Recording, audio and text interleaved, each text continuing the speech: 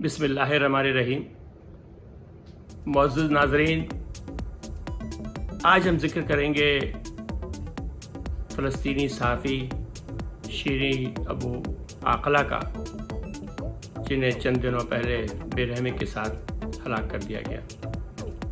صحافت انتہائی اہم اور دیانتدارانہ صحافت ایک مقدس پیشہ ہے۔ صحافی انسانی معاشرے کی آنکھ اور کان ہے۔ سماعت و مشاہدے کو زاویہ نگاری اور ذاتی پسند و ناپسند سے آلودہ کیے بغیر قارئین اور ناظرین تک معنون پہنچانا ایک ذمہ دار صحافی کا فرض منصبی ہے۔ شیریں ایسی ہی ایک صحافی تھی۔ شیریں ابو عاقلہ نے بیت المقدس کے قریب بیت لحم میں آباد ایک راسخ العقیدہ مسیحی خاندان میں آنکھ کھولی۔ انجیل مقدس کے مطابق حضرت عیسیٰ اور حضرت یحییٰ المعروف جان دی بیپٹسٹ کی ولادت باسعادت بیت اللحم کے قریب ہی ہوئی تھی۔ یہیں پر وہ مشہور بلکہ تاریخی کلیسائے میلاد چرچ آف نیٹیوٹی ہے، جہاں ہر سال لاکھوں مسیحی زیارت کے لیے ساری دنیا سے تشریف لاتے ہیں۔ شیریں بہت کم عمری میں اپنے ماں باپ کے سائے سے محروم ہو گئیں، اور ان کی خالہ نے ان کی پرورش کی، جو امریکہ میں رہتی تھیں۔ اسی بنا پر شیریں کو امریکی شہریت بھی مل گئی۔ کچھ عرصے بعد وہ بیت المقدس واپس آئیں، اور یہاں کے ثانوی اسکول سے میٹرک کرنے کے بعد انہوں نے جامعہ علوم اور ٹیکنالوجی،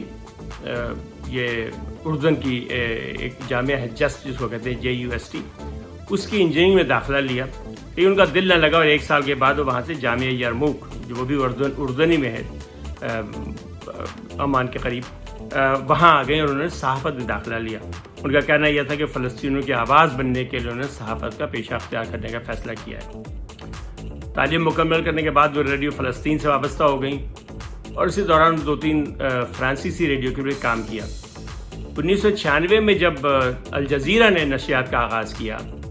تو یہ وہ وقت تھا جب شیریں ریڈیو صحافت سے ٹیلی ویژن صحافت کی طرف تشریف لے آئیں، اور وہ بیورو چیف مقرر ہوئیں فلسطین کی۔ شیریں ابو عاقلہ کے ایک اور کمال یہ تھا کہ انہیں دفتر میں بیٹھ کر تجزیہ نگاری اور سے کوئی دلچسپی نہیں تھی، بلکہ وہ عملی پریکٹیکلی جسے کہتے ہیں وہ فیلڈ میں کام کرنا چاہتی تھی۔ یہی وجہ ہے کہ انہوں نے ساری جو وقت گزارا اپنا الجزیرہ کے ساتھ، وہ فلسطینی کیمپوں میں، فلسطینی مظاہروں کے دوران، فلسطینی جلوسوں کے دوران، اور بیت المقدس کی بے حرمتی کے دوران جتنی فوجی کارروائی ہوتی تھی ان کو وہ لائیو رپورٹ کرتی تھیں۔ اور ایک اور ان کا جو کارنامہ ہے وہ یہ ہے کہ وہ جو لوگ شہید ہوتے تھے فلسطینی مجاہدین، ان کے گھر جا کر ان کے اہل خانہ سے انٹرویو کرتی تھیں۔ ظاہر ہے کہ وہ لوگ تو عربی بولتے تھے، اور ان کا انتہائی محاورہ انگریزی اور فرانسیسی میں ترجمہ کر کے وہ بات ساری دنیا تک پہنچاتی تھی۔ اچھا، اس میں جو ابھی آپ کو پتہ ہے کہ حالیہ جو مسائل شروع ہوئے ہیں، اول وقت یعنی کہ فلسطین میں خون کی ہولی جو ہے وہ تو 1948 سے کھیلی جا رہی ہے، لیکن ابھی جب سے یوکرین کا میدان گرم ہوا ہے، اسرائیل نے اس موقع سے فائدہ اٹھاتے ہوئے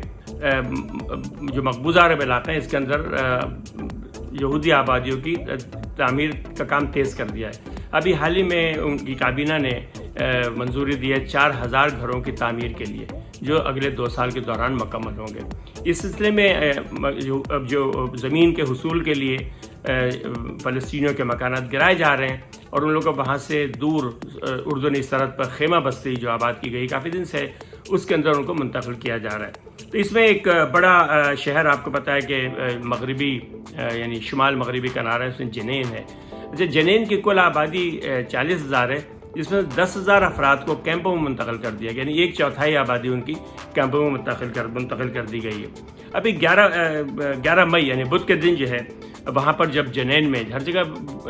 آبادی گرائی جا رہی تھی، وہاں جب جنین میں بلڈوزر پہنچے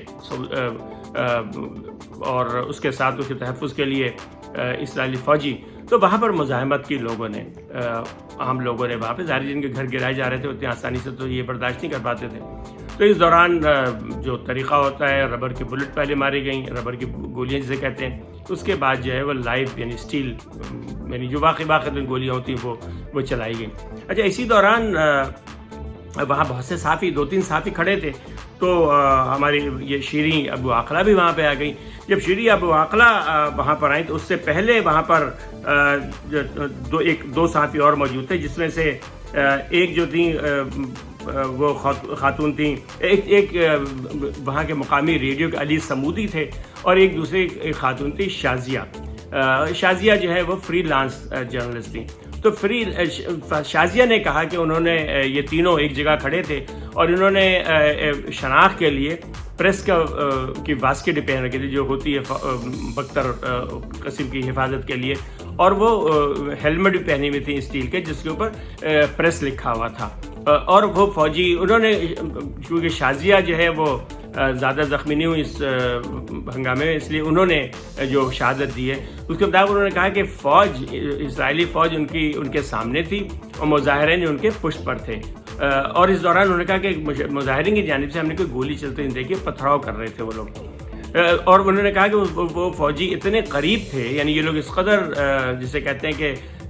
شناخت کیا جا سکتا تھا ان تینوں صحافیوں کو، کہ انہوں نے کہا کہ ہم اسرائیلی جو فوجی تھے ان کے سینوں پر جو ان کے نام لکھے ہوئے تھے ہم اس کو بھی پڑھ سکتے تھے۔ تو انہوں نے کہا کہ اچانک فائرنگ ہوئی اور انہوں نے دیکھا کہ گولی شیریں کے ماتھے پہ لگی اور ان کا جو اسٹیل کا ہیلمٹ تھا اس کو چیرتی ہوئی، یعنی ان کے دماغ وہیں پر پاش یعنی جسے کہتے ہیں کاسہ سر وہیں پر پاش ہو گیا۔ ایک اور گولی علی سمودی کے پیٹ پہ لگی، یہ دونوں گر گئے، اور شازیہ کا کہنا ہے کہ چونکہ ایک گولی ان کے بالکل بازو سے لگتی ہوئی، یعنی ان کے بازو کو چھلتی ہوئی آگے چلی گئی تھی، تو ان کو کوئی خاص تکلیف نہیں، وہ کھڑی رہیں وہیں پر، انہوں نے سارا منظر اپنی آنکھوں سے دیکھا۔ یعنی یہ تو ہوا واقعہ۔ اب یہ ہوا کہ اسی دن، یعنی آپ اندازہ کریں گے واقعہ صبح 5 بجے ہوا ہے، اور اس کے بعد 8 بجے جب کنیسہ جو ان کی پارلیمنٹ ہے، پارلیمان جو ہے، اس کا جب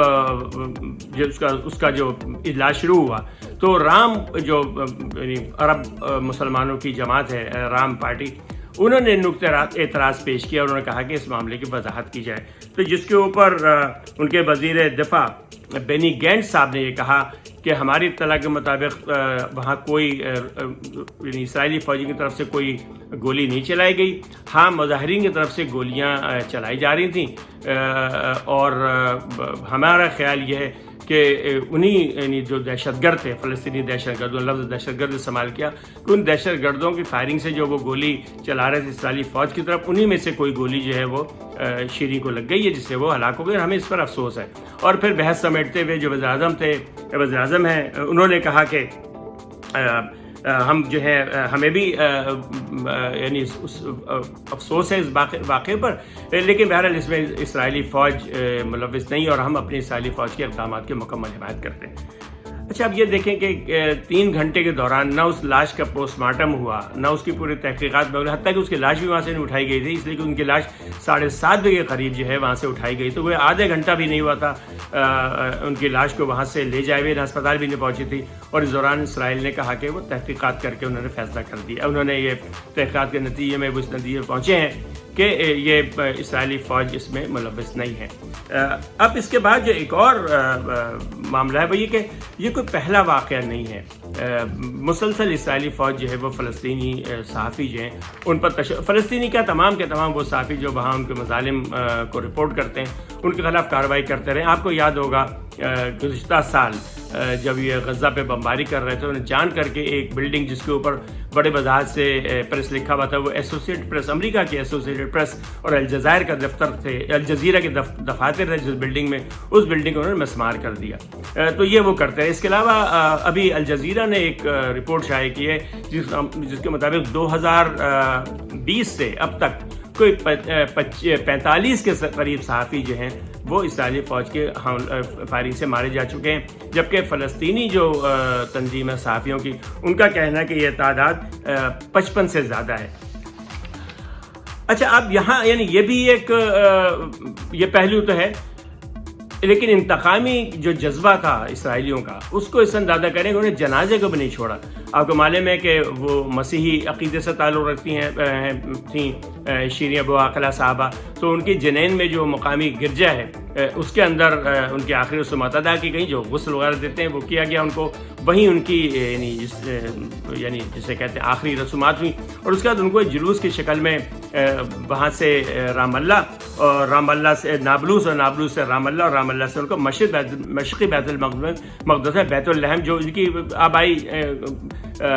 یعنی شہر ہے، وہاں پہنچایا گیا، اور وہیں پر ایک جبل سیہون ماؤنٹ زائن، یہ بہت مشہور پرانا قبرستان ہے، وہاں ان کی لاش لے جائی گئی۔ تو اس دوران جو ہے اسرائیلی فوج نے جنازے پہ فائرنگ کی، لاٹھی چارج کیا، اور پھر سب سے بڑی بات ہے کہ جب جنازہ قبرستان میں پہنچا جبل سیہون میں، تو وہاں پر وہ جو لوگ میت اٹھائے ہوئے تھے، جو کندھا دے رہے تھے، جو تابوت کو اٹھائے ہوئے تھے، انہوں نے ٹھوکریں ماری، لات ماری، دھکے دیے، اور کئی بار جنازہ جو ہے وہ گرتے گرتے بچا۔ اچھا، اب اس میں ایک اور جو پہلو ہے وہ ایک تو یعنی ایک جنازے کی توہین بذات خود ایک بہت بری بات ہے، اس کے علاوہ اس قبرستان کی، جیسے ہمارے لیے جنت المالا جو قبرستان ہے مکہ میں، یا مدینے کا جو قبرستان ہے البقیع، اس کی بڑی اہمیت ہے۔ اس کی اہمیت اس لیے ہے کہ یہ جو قبرستان ہے اس کے اندر صحابہ مدفون ہیں، بڑے بڑے ولی اللہ مدفون ہیں، تاریخی شخصیتیں جن سے ہم عقیدت رکھتے ہیں، وہ ان کی آخری آرام گاہ ہے، تو لہذا ہمارے لیے یہ دو قبرستان بڑے اہم ہیں۔ بالکل یہی حال جو ہے وہ ماؤنٹ زائن یا جبل سیہون قبرستان کا ہے مسیحیوں کے لیے، کہ ان کا خیال ہے کہ وہاں پر حضرت عیسیٰ علیہ السلام کے صحابہ دفن ہیں، جنہیں وہ حواری کہتے تھے، قرآن میں بھی ان کا ذکر حواری کا آیا ہے، بلکہ وہاں کئی بنی اسرائیل کے بہت سارے انبیاء دفن ہیں اس قبرستان میں، وہ آرام فرما رہے ہیں وہاں پر۔ تو اس قبرستان کی بڑی اہمیت ہے کہ وہاں یہ جوتے اتار کے جاتے ہیں لوگ، یعنی مسیحی جب وہاں پر زیارت کے لیے جاتے ہیں تو اس قبرستان کے باہر جوتے اتار دیے جاتے ہیں۔ اتنے مقدس قبرستان کے اندر ایک جنازے کے اوپر ظاہر کہ یعنی خود اسرائیلی میں تسلیم کیا تھا کہ وہ مظلوم خاتون تھیں، یعنی ان پہ کوئی جو اسرائیل ہر ایک پہ دہشت گردی کا الزام لگاتا ایسی کوئی بات نہیں تھی، اور خود اسرائیل نے کہا کہ انہیں بڑا افسوس ہے اس بات پر، ان کے انتقال پر، لیکن اس کے باوجود اس کے ساتھ ایسی کارروائی کی گئی۔ اور ظاہر ہے کہ یعنی اس کی تاریخ میں ایسی کوئی مثال نہیں ملتی کہ کسی بھی جنازے کی اس طرح توہین کی گئی ہو۔ تو اصل میں یہ خوف ہے اسرائیل کا، چاہے جو ظالم ہوتا ہے وہ بڑا بزدل بھی ہوتا ہے، ظاہر ہے کہ اسے اندازہ، اسے ہر وقت ڈر ہوتا ہے کہ اس کے مظالم تشدد ہوں گے تو دنیا میں اس کے خلاف نفرت پھیلے گی، تو وہ شیریں کا خاص انداز تھا، وہ عام طور سے ان کے تمام مظالم کو بے نقاب کرتی تھیں۔ تو اسی میں مجھے بس یہ ایک مصرع یاد آ رہا ہے حضرت حبیب جالب کا کہ ڈرتے ہیں بندوقوں والے ایک نہتی لڑکی سے۔